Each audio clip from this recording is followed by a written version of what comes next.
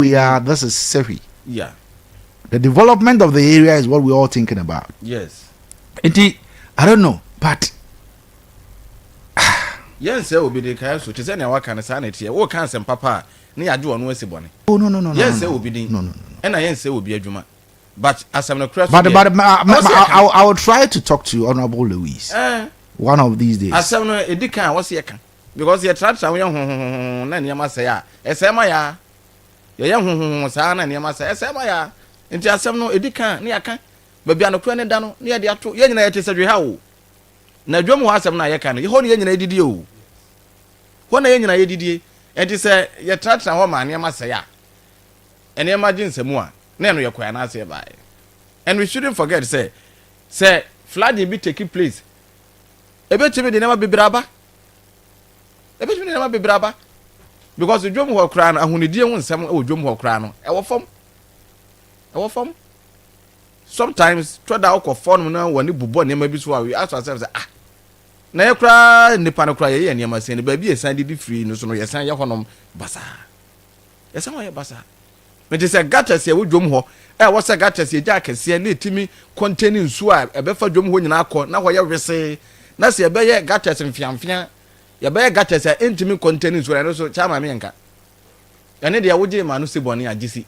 Because me will be at them. As some of the crown, there is a fact. More times, no, me share happenings, I cry. I will see a debate because I cry about first 9 years in the year. Yeah. Eba ne sen na enne de ensuo eyiri fa wo mo enti yeso so ya nhwe antoto ye nema ye die wo hase ya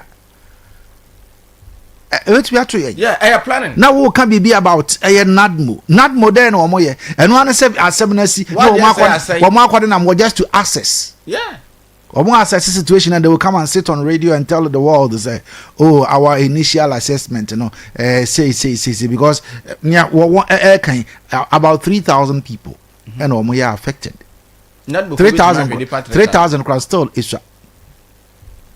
my own Kojo Sheldon said if you fading na very bad though. Very bad. You see sometimes I am not the blame on ma or man for atimamufo na or more building or water waste na there may miss say or my way to me your uncle for yen sa someone some show myself and the bus planning yen see and town and the country planning ya there no there na where farm it the town and country planning for so one said there anything exactly me I have no problem with nadbo and say or more say disaster beba no ma kwana na mo no my no so enya o mo kakra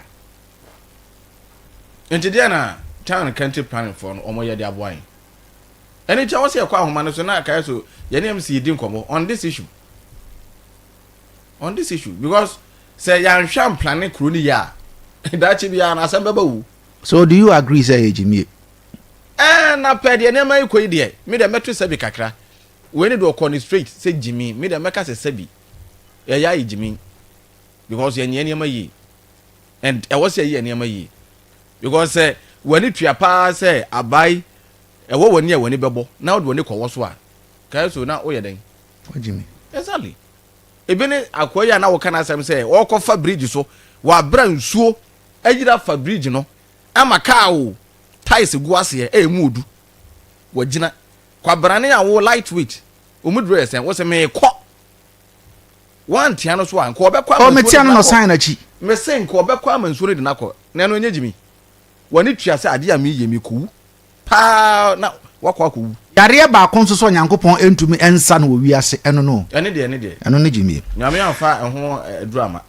Okay, anapai my young person between any honorable MC Edin Command here bisa no 1 or 2 ono so kakra ene kan eye ne ye kan e won masida enkoma asida boutique anapai wo mo se wo oba wo ye bema ope entade pa ahye ma ene mema ntade ni nyina abusu e wo mo aso ye sara nso so na se wo tie mi anapai pampa pa ahye ope bag papa edi akura wo ye oba emfa won se wo ye bema for woni echemu eye dwuna ase main market story building no top wa ena womo ene eye bless one pharmacy ena edie numhwe e won zawra kwantempo no friend adamle e was 0554463770 0554463770 0548153472 Saranso so ena Lawson Herbal Center o makofa nro waso de abadwa so endro no ɛna mbɛbobɔ so ɛde akyerɛ wi sɛ o temenka ɛnɛ anɔpɛ na wo de wani akyerɛ mu ɛwɔ bia yɛtɔn aduro bia wokɔ a wo se wopɛ ɛyɛ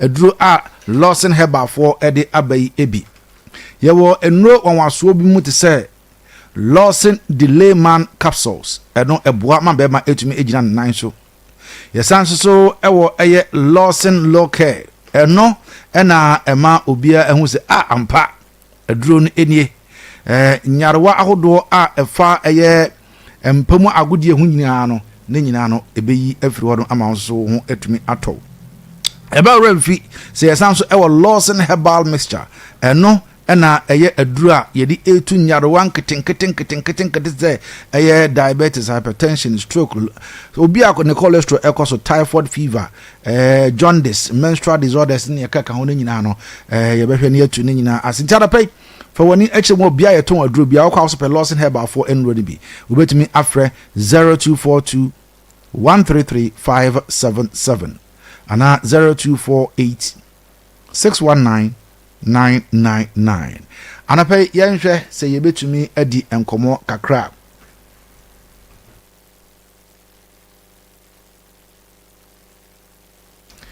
na anapɛ maame nkwa ahoma so na mene honorable MC eni enkomo papa yi woni no edi nkomo a wonu so bɔ ne prumu de bia ya bie ede ato ede ama eye amansan izan se ose oba ede ma eye amansan enti dwumadie bia ono so edi bia no opese amansan ete ho ensem enu ti anapɛ yi ma yenko ahoma so na ye ne honorable Dominic Jesi enkonkodi enkomo MC say you also. Honorable, good morning. Good morning, Minia. Na apprentice. Yes, what aroma. Only mobile kwashe. And Jeremiah younger mobile yedi enwa eleka with but me focus to suya boy yes see was a here one. As a MC in Zugre kan ye eleka fa yon cheboye chiabie.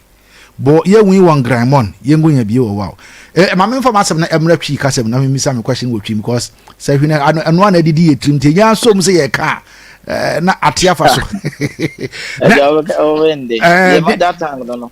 nia na mpese mbisa nyina ne se nia asisi wo enkran a ebi mu awuwo a amanfo ahwehwede wo munya pade ye de ye ba ye ha say ya say you also municipality edan sie amanfo wotun say the way amanfo sisi dan wa no waterways mu kwa na yesisi dan esi anamo ben ene hyehyɛ ben na waye e dia fa saade hu se ne be ya na yesi no dabi yenkonya bi wa yo mini amesa da wasi bio na me focus video so na me chia se yo so manfo nyina na fa de mini asama obutai no kwani say by me vision ba kompa kese ba kompa ani se ekwan a ya fa so tete nkuro no ye bedane ani ne aye no de ebeboa ye nyina na emfa atorenchem ne oyi ne bia emfa me ye nyina anu nti no